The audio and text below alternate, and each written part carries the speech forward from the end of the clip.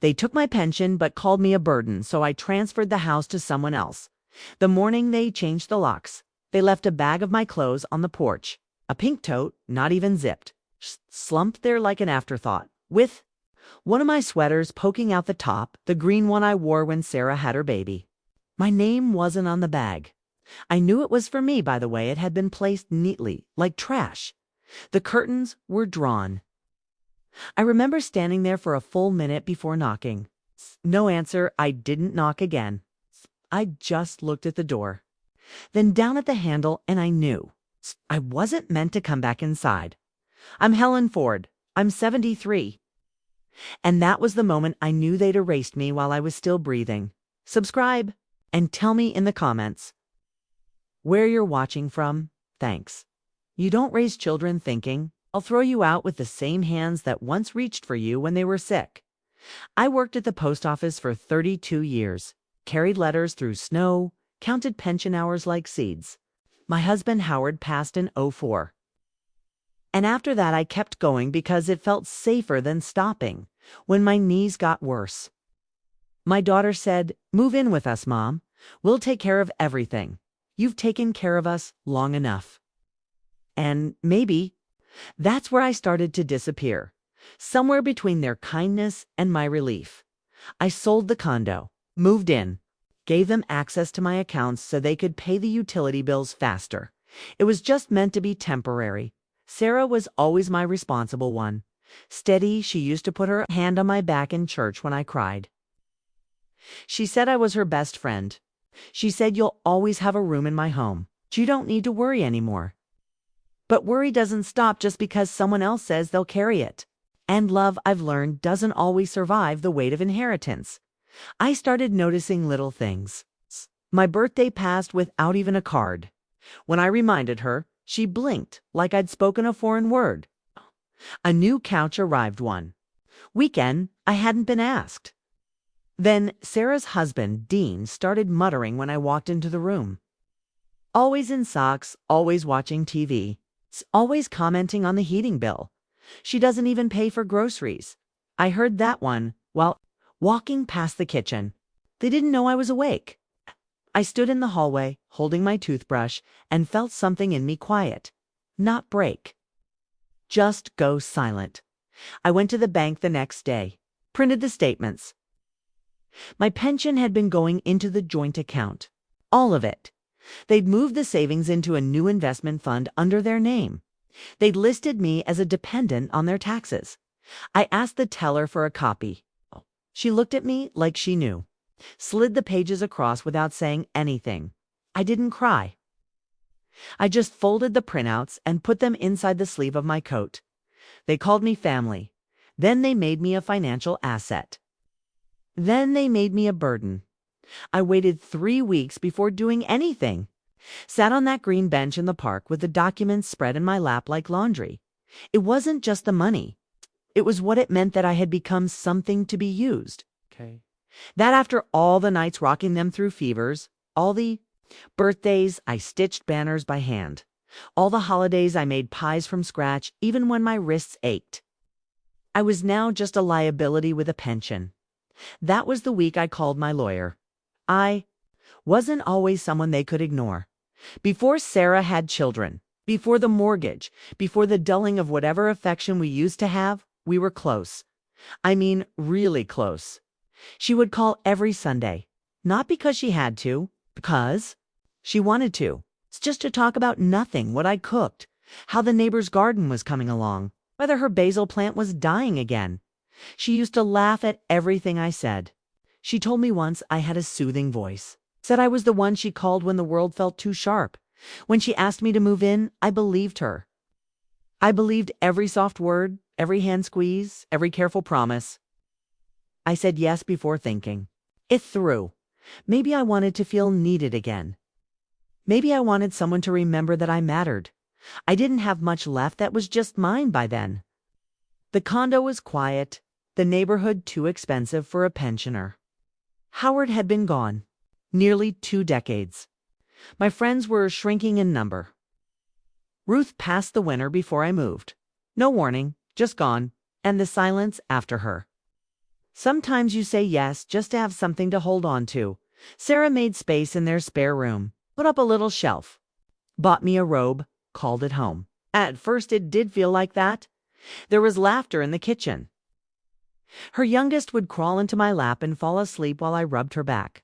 I felt useful again. Present. But things change slowly when you're not watching. One small shift at a time. Dean never liked me. He tolerated me. I think in his mind, he saw me as dead weight the moment I stepped in. He never said it, not outright. But resentment leaves a smell behind, and I started picking up its scent in the way he closed doors. The way his face turned flat when I entered a room, Sarah pretended not to notice. She always wanted peace. But peace can become a weapon when it's used to silence the truth. I tried to make myself smaller, cooked, I cleaned. I used my pension to cover groceries without being asked. I helped with the girls. When Sarah was sick with the flu, I stayed up with the baby and read stories till morning. Still, I started disappearing. Decisions were made without me. They went out to dinner and didn't ask if I wanted to come. Family photos without me in? Then, conversations about vacations where I wasn't mentioned. Then came the passwords. Sarah said it would be easier if she handled the bills. Said I didn't need to worry anymore. She started managing my pension deposits. Asked for the login. I hesitated just for a second and she gave me that look. The one children give their parents when they think you've gone too far. So I gave it to her. I didn't think I was handing her control. I thought I was handing her trust. She never asked how much was left in my savings. Never told me how she was using it. I assumed it was being saved for emergencies. It's for me. But I started noticing new furniture. A second car lease. Birthday parties that got bigger, more expensive. Dean got a promotion. Sarah started working fewer hours. The girls went to private school. I asked how they were managing it, and she smiled, said everything was fine. I believed her because when you raise someone, when you sit up with them through heartbreaks and stomach, flus and failed math tests and broken friendships, you don't imagine they'll ever lie to your face. You tell yourself they wouldn't because you didn't. I never withheld love. I gave it freely even when it cost me sleep and pride and rest. I never asked Sarah to be perfect. I just asked her to be kind. But kindness, I've learned, is not the same as love. She loved me, maybe in some buried way. But kindness, the kind that shows up, that doesn't look away, that stays soft even when it's hard, that's something else entirely. I remember once when she was 8, she came home crying because a classmate had called her fat. I held her in my lap and said, "You are not what people call you. You are what you answer to." I didn't think I'd have to say those words again at 73, but they started calling me something to burden, not with the word itself, with glances, with silence, with sighs when I asked questions, with the way they spoke over me, around me. Like I was just a shadow they couldn't quite shake off, and I started answering to it.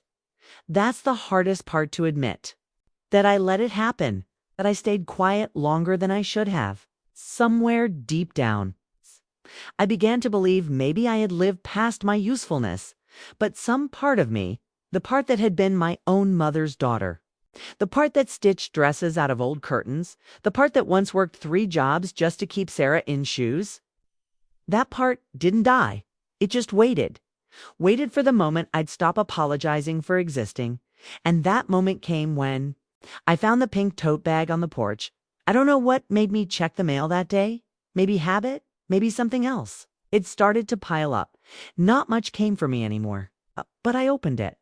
Sat down at the edge of the porch while they were all at school and work, holding a stack of envelopes I hadn't asked for. There were statements from accounts I didn't know I had, notices, adjustments to deposits, to change of address form I hadn't submitted. And there it was, a loan in my name. 2 of them, actually. One co-signed by Sarah, another applied through a portal I didn't recognize. Both with my pension listed as income, both linked to the house. I sat very still. My knees were pressed together. My fingers curled tight around the paper. I read the same sentence 5 times. My address, my full name, signature that mimicked mine but wasn't. That was the moment. It's the quiet, long, final drop in the stomach that comes when you realize the fall has already happened. I didn't need to yell. I didn't need to accuse anyone. I just needed to see it with my own eyes. And it felt like my chest hollowed out. I thought of all the nights I had handed Sarah my bank card, thinking I was helping. Thought of the little things, the way she avoided eye contact when money came up, the quick movements when checking her phone. And suddenly, it all came together in one clear image. They had planned this. They had taken what was mine.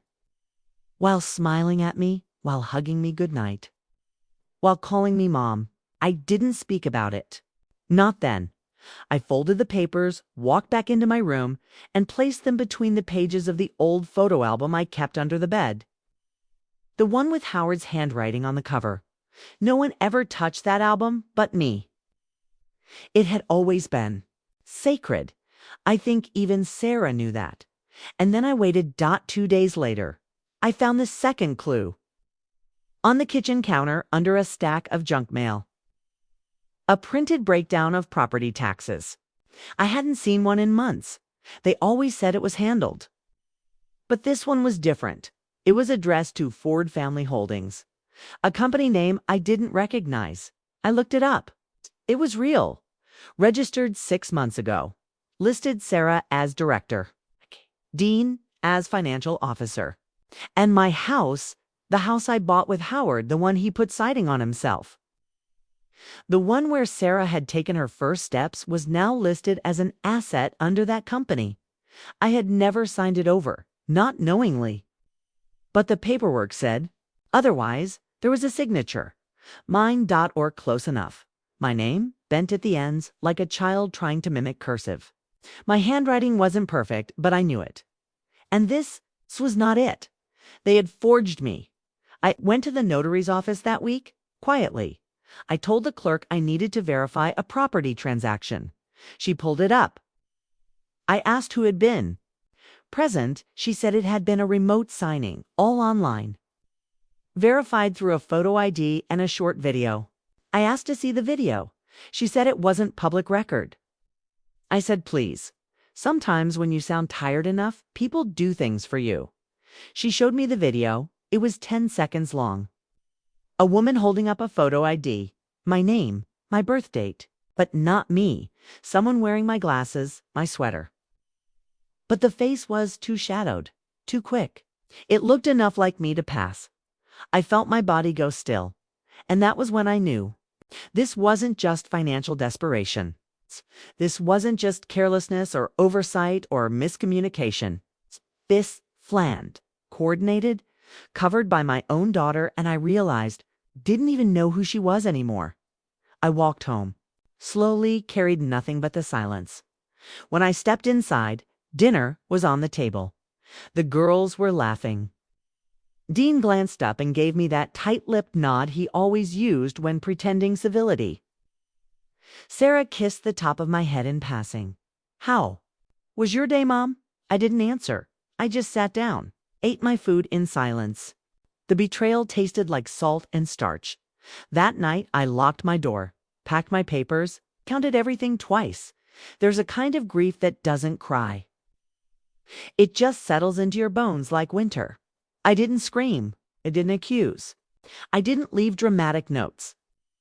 I just sat up that night with the old photo album on my lap and looked at my husband's face until the sun started to rise. He would have told me what to do. He would have said, you can't stop the hurt, but you don't have to sit in it. I put the album away and I decided I would not be buried while still breathing. I would not go quietly. Not this time. The body remembers what the mind tries to forget. Mine remembered the cold first. In my fingers, in the soles of my feet, even wrapped in blankets, I felt it, not the kind of cold a heater could fix. The kind that came from being made invisible in your own skin, but something else was waking up too. There's a silence that feels like defeat. And there's a silence that feels like sharpening. I think I crossed that line sometime around 3 in the morning. I sat on the carpet, legs stiff, back aching. I took every document out of the album and laid them in a circle around me. Pension statements, tax records, the fake signature printouts. The company filing for Ford Family Holdings, and 2 notarized records with my name scribbled. By a stranger's hand, I placed them in piles, careful as prayer. Then I opened a notebook. It's a kind with a brown cover and a rubber strap. Howard used to keep these for our grocery lists. I opened it, and on the first page I wrote one word. Keep.next page. Move.next transfer. Final one, erase. That's how I organized it. Not out of spite, not out of revenge, but out of a need to not disappear the way they thought I would. I made lists under keep. I wrote, my dignity. My father's war medal. The deed to the lake cabin still in my name. Thank God, my mother's locket, my good coat. My Social Security login, my wedding ring. Under move. I wrote. Pension account to solo holder, insurance contact info. P.O. box location. Small bank account under maiden name, medicine. Under transfer, I wrote the house, but not. To them, to someone else. Someone who saw me. Someone who helped me in ways small enough to be missed by people too busy measuring worth in dollars. I knew exactly who. We'll get to that. Under erase, I wrote their names, Sarah. Dean? I didn't. Write them out of hatred. I wrote them to make it real. To name the ones who'd stood over my shoulder while I aged, waiting to divide what wasn't yet gone in the morning. I brewed coffee. Strong sat at the little desk by the window and began calling people. I called my lawyer, the one who helped me set up Howard's estate back when Sarah was still in college, and kind. She sounded surprised to hear from me. I said I need to initiate a title transfer, but I want to do it quietly. No alerts. No notifications, no power of attorney involved. I need full ownership and a new deed drawn up by next week. She asked questions. I answered them all, calmly, precisely. Then I called the Social Security office, removed Sarah's access, changed my mailing address to a P.O. box, set up 2-factor authentication on every account. I moved slow, deliberate. I was careful with.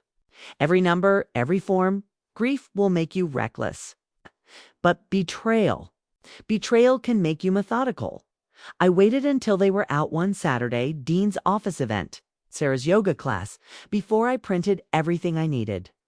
Walked to the FedEx store 2 blocks down, paid cash to overnight the documents. Then I packed quietly. 1 suitcase, 1 tote, that was it. I left the pink one on the porch. Let them have it. When I zipped up the suitcase, I took one last look around the room, not because I'd miss it, but because I wanted to remember how it felt to be dismissed inside those walls. I didn't take the framed photo of Sarah on her wedding day. I didn't take the painting she gave me last Mother's Day, with the sticker still on the back. I left behind everything they gave me, because none of it had roots. That night, I stayed at a roadside motel just outside the city. Room 12, thin walls, sink that dripped once every 20 seconds. I didn't mind. I sat on the edge of the bed, called the one person I trusted, and said, "Are you home?" She said, "Always." Her name's Marlene. We met 3 years ago at the pharmacy when I dropped a bottle of ibuprofen, and she bent down to help me pick it up. We laughed, talked about joint pain and the price of being old. She invited me to coffee, and I went every week after that. We'd meet at the diner, talked about everything. She's 78, sharper than a tack. 2 sons who never call. She said, "You come stay with me as long as you need. We'll figure the rest out later." I cried a little that night. First time since the porch. Not because I was sad, but because someone meant it. The next morning, I mailed the house deed. Signed it over the night before, not to Marlene, not to myself, but to someone else entirely. A person I hadn't even told Sarah about. It was the church. It's a little one near the lake cabin. It's the one that kept me warm when Howard passed and fed me casseroles without ever asking if I was tithing. Gave it to them, legally, airtight, final. Let them try to contest that. Let them realize they gambled a mother for a mortgage. I wasn't going to shout. I wasn't going to beg. I was just going to disappear from their world the same way they disappeared from mine, slowly and without apology. I didn't tell them I was leaving. Didn't leave a note or a voicemail. I didn't text Sarah some final, motherly goodbye. I just walked out the same way I had walked in, quietly, carrying everything I hadn't been allowed to keep inside the house. The motel room key felt heavy in my pocket. Lean had offered her spare room, but I wanted one night alone, just one. To hear my own breath without the noise of someone else's disappointment hovering behind every closed. Room 12 was thin-walled and cold with a rattling heater and a single dim bulb over the sink. Still, it felt more like home than the house I had just left. No one sighed when I walked through the door. No one rolled their eyes when I asked how their day was. The silence wasn't sharp. It was mine. I laid out my papers on the motel desk. The new pension account details. The confirmation from the title office showing the house transfer had been filed and approved. I had signed every page by hand, witnessed, notarized. My name in ink real, whole deliberate. My phone buzzed once that night.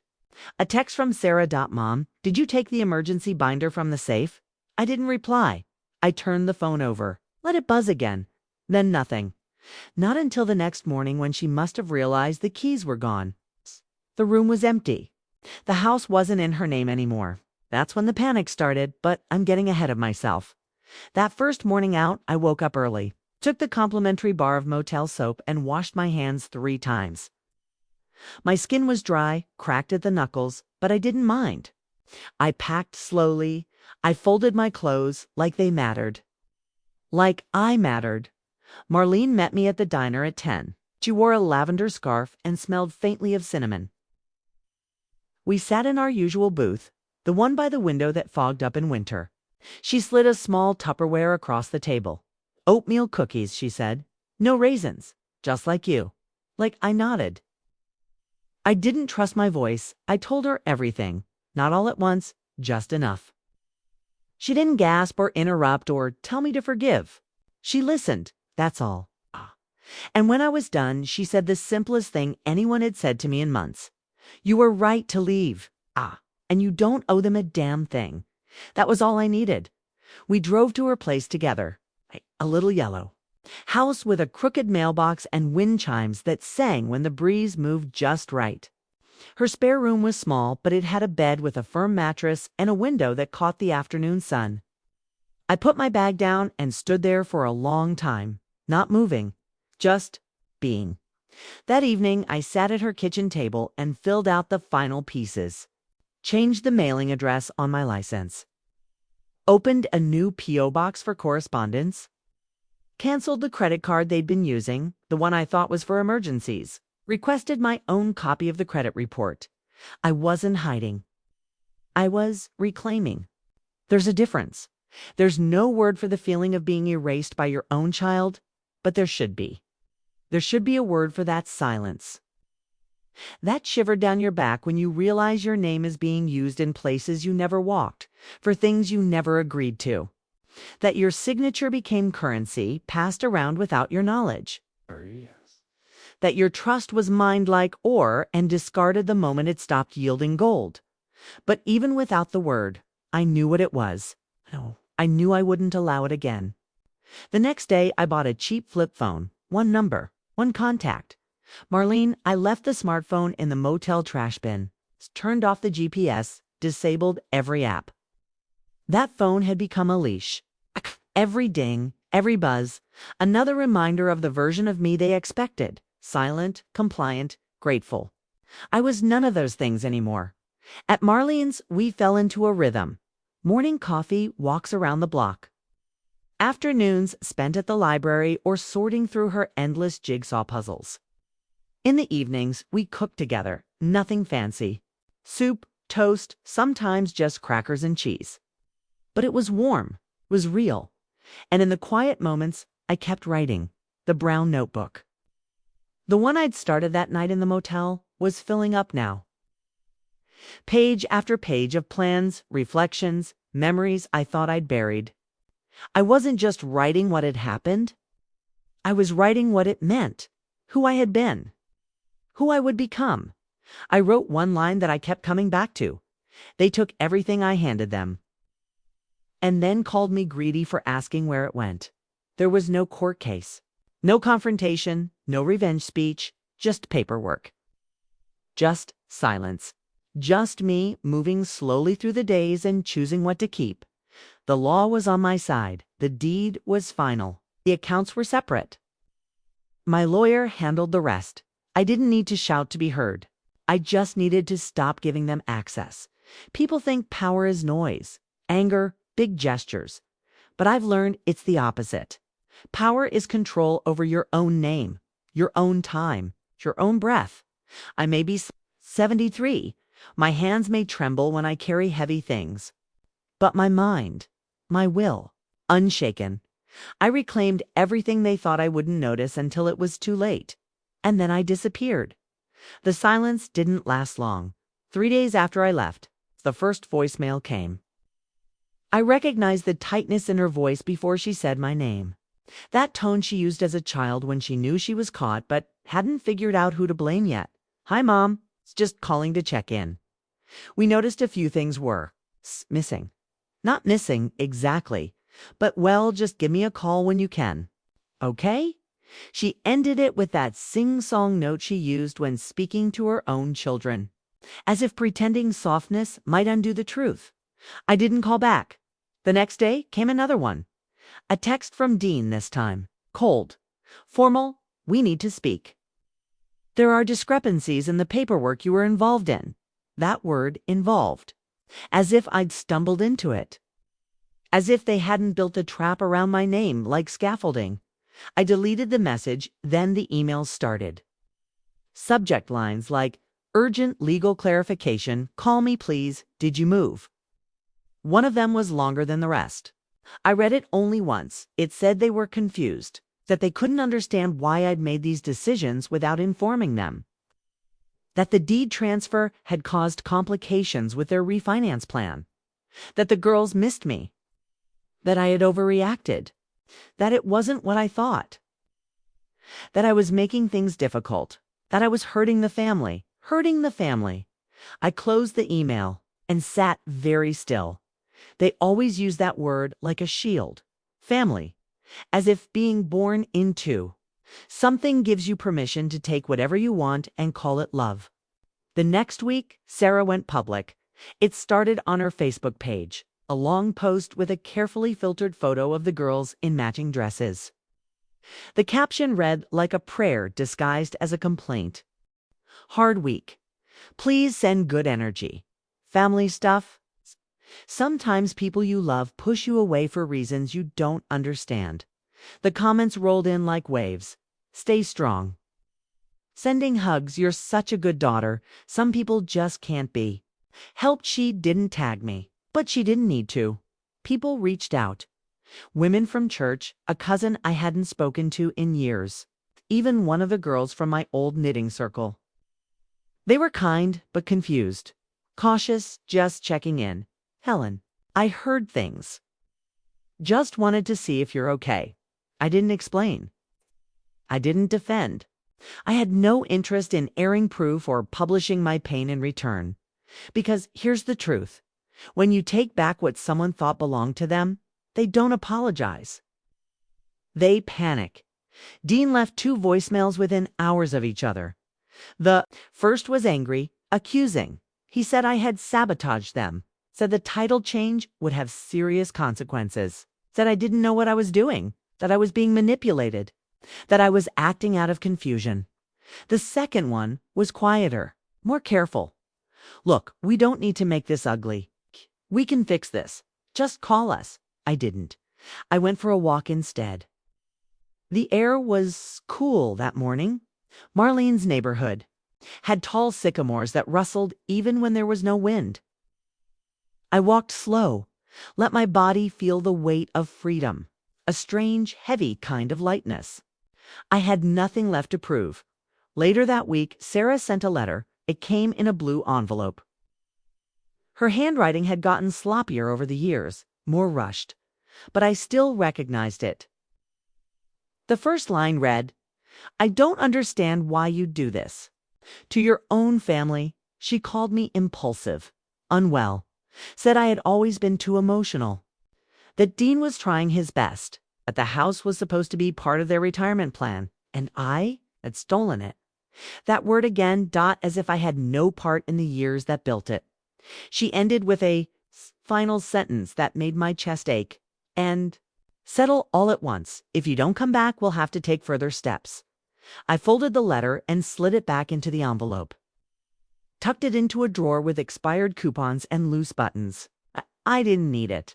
I already knew who they were. I forwarded the letter to my lawyer the next day. She responded within the hour. Everything's airtight. They can try, but it won't hold. That was enough for me. I didn't need revenge. I didn't want it. I didn't imagine them crying or losing sleep. I didn't track their posts or spy on their accounts. I just wanted peace. And peace, I learned, is expensive when you've been someone else's currency for too long. They tried to reach me 3 more times, once through my old pharmacy, once through a neighbor at the lake. Once, they even tried to contact the church, but I was gone, not hidden, not broken, just gone from the version of me they had created in their image, the quiet wallet in the next room, the afterthought in the family photo, the burden they could dress up as gratitude once a year on Mother's Day. They didn't lose me when I walked out. They lost me when they started calculating my worth. Peace doesn't come all at once. It drips in, slow and quiet, like rain through a cracked window. You don't notice it at first. You just stop flinching. You stop checking your phone for a message that doesn't sting. You stop holding your breath when someone calls your name. That's how it began for me. In small ways, I started waking up before the alarm. No schedule, really. Just the body remembering how it used to feel to rise without dread. The light came in from the east-facing window in Marlene's spare room. It painted a soft line across the carpet and onto the quilt. I used to lie there and trace it with my eyes. No noise, no expectation. Just stillness. The day I moved in. I told her it would only be for a little while. She just smiled and said, "There's no clock on healing." We settled into a rhythm. We took turns with meals. She made soup from scratch. I made grilled cheese with mustard the way she liked it. We clipped coupons, quit the water bill. We watched the evening news and argued about whose knees hurt more. I felt like a person again. Marlene introduced me to the woman down the block, Beverly, who baked pies she never ate, just gave away. Then there was Henry, a widower, who walked his dog 3 times a day just for the conversation. And little Eli, who waved every time I passed his yard and once gave me a drawing of a bird he swore was a phoenix. It was the kind of neighborhood where people remembered your name, not to use it, just to honor it. One afternoon, I walked to the local library and signed up for a card. My fingers trembled when I wrote my name, not from fear, but from the unfamiliar feeling of doing something for myself. I checked out 2 books. One was about planting vegetables in small spaces. The other was a memoir by a woman who'd started over at 70-5. I read it in 2 days. That week, I bought a small garden box and filled it with basil, rosemary, and a single stubborn tomato plant. I kept it on the porch. It wasn't much, but it was mine. I watered it every morning, whispered to it like an old friend. It was the first thing I had grown in years that didn't make me feel like I was disappearing. My brown notebook filled up fast. I started a new one, green this time. In it, I wrote lists of things I still wanted, not things to buy. Things to feel, things to try, things that were just mine. Learn the names of 5 constellations. Bake lemon bread from scratch. Send a letter with no return address, just kindness inside. Swim once before summer ends. Plant something that will outlive me. I didn't write these lists out of desperation. I wrote them because I finally believed I could still want things. Without being punished for the asking, I started volunteering once a week at the secondhand shop. sorting clothes, folding, making coffee for the older women who came in just to sit. One of them, Ruthie, asked me if I had any children.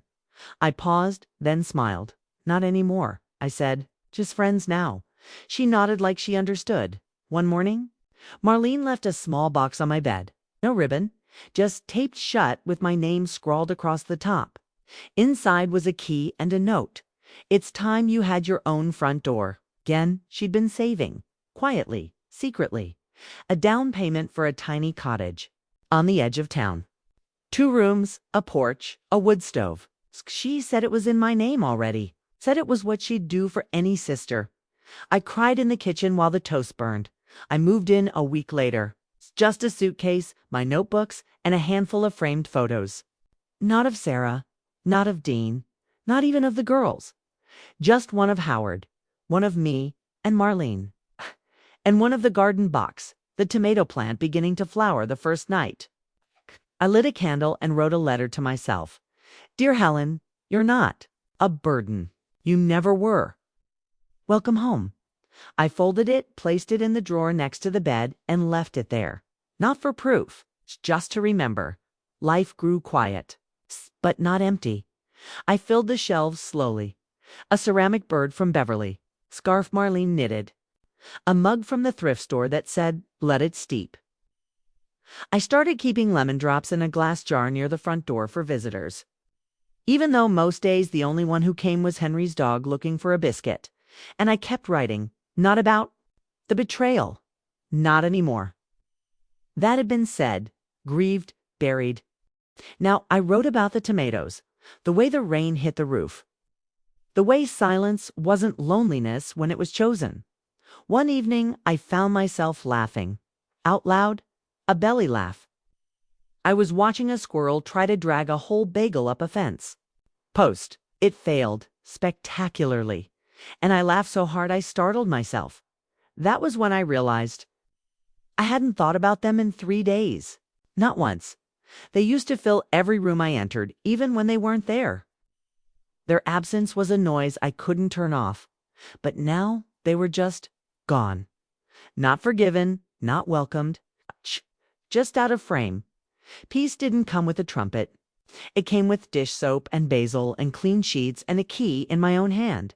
It came with no need to explain myself. No apologies waiting to be written. No performances to play. I had found something they could never take. Not because I hid it, but because I stopped offering it to those who only came to empty me. It had been months since I'd seen her face. Long enough for the sound of her voice to stop echoing through the house when I turned a corner too quickly. Long enough to walk past children in grocery store aisles and not wonder if they looked like mine. I was weeding the little patch of soil near the mailbox when I heard footsteps on gravel. At first, I thought it was Henry again, walking his dog. Like clockwork, ready with a story about elbow pain or porch repairs. But when I looked up, it was Sarah. She was thinner than I remembered. Her hair was tied back but messy. No makeup. Just a tired face holding a paper grocery bag like it was. Proof of something. She hadn't called. Hadn't written since the letter. She stood at the edge of the walkway. Like she wasn't sure whether she was allowed to step further. Hi, she said.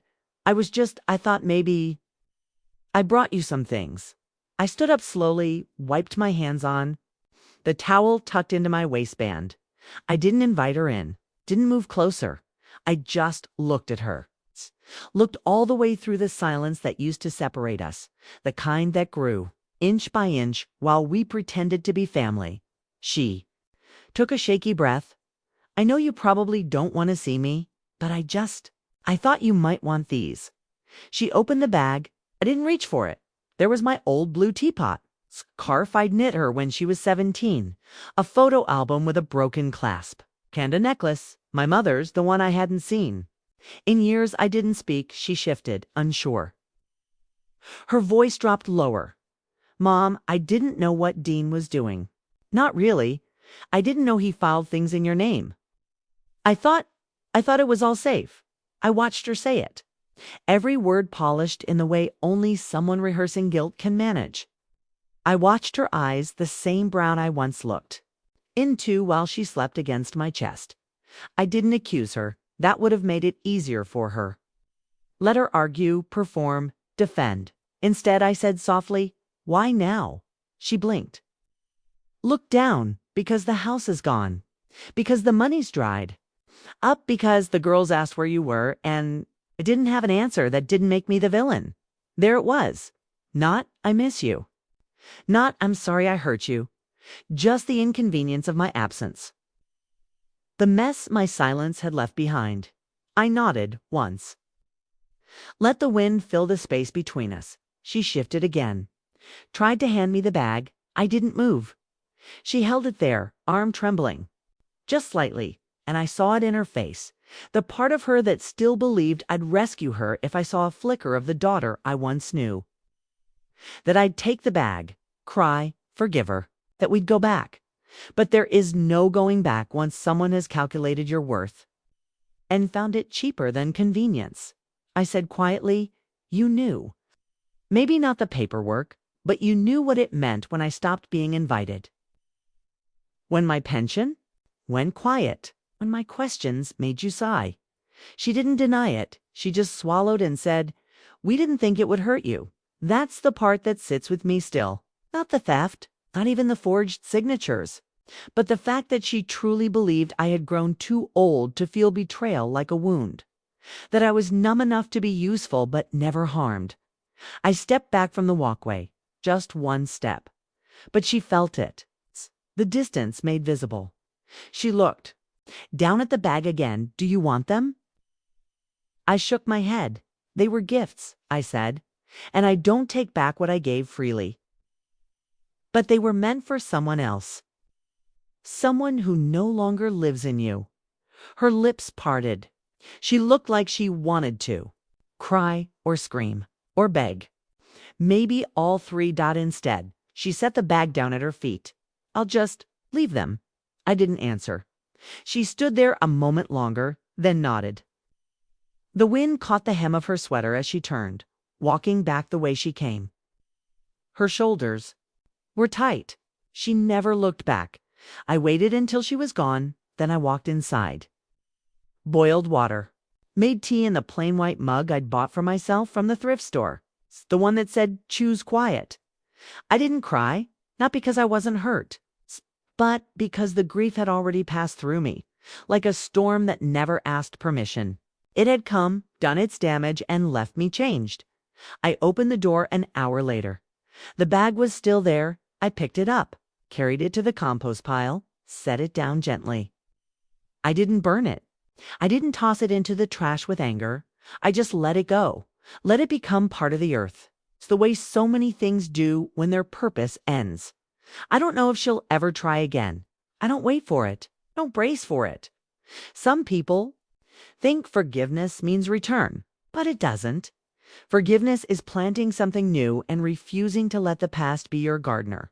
That day, I walked back to the porch, sat beside my tomato plant. A small green fruit had appeared where there was once only flower. I touched it, lightly, and for the first time in years, I felt full. I didn't know peace could be this quiet.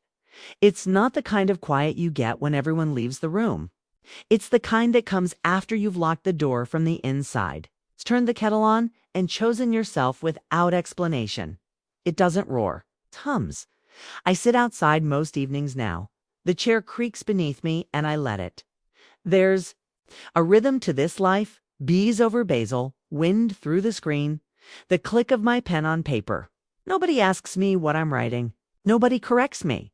I planted marigolds last week bright, unapologetic the way I used to be before. I learned to shrink.